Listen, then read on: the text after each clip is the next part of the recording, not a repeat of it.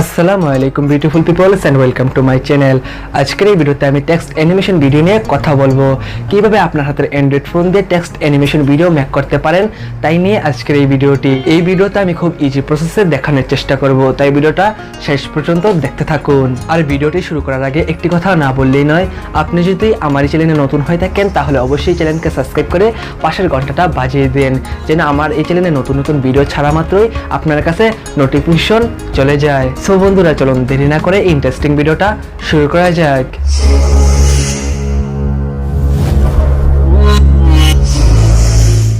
আর আজকের এই ভিডিওতে আমি যে অ্যাপটির সাহায্যে অ্যানিমেশন টেক্সট ভিডিও তৈরি করে দেখাবো, সেই অ্যাপটির নাম হলো অ্যানিমেটেড টেক্সট।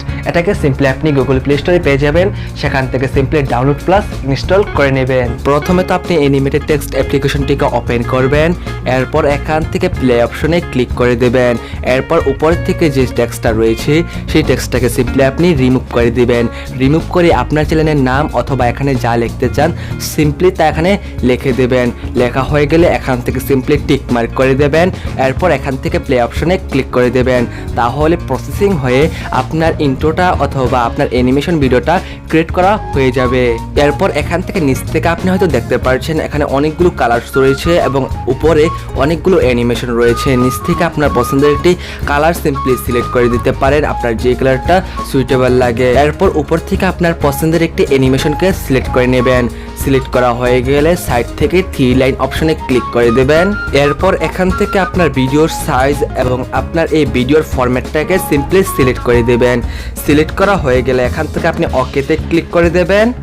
এরপর উপর থেকে আপনি টিক মার্কের উপর ক্লিক করে দেবেন। তাহলে একটু প্রসেসিং হয়ে আপনার এই অ্যানিমেশন ভিডিওটা অথবা আপনার এই ইন্ট্রোটা আপনার মোবাইলে সেভ হয়ে যাবে।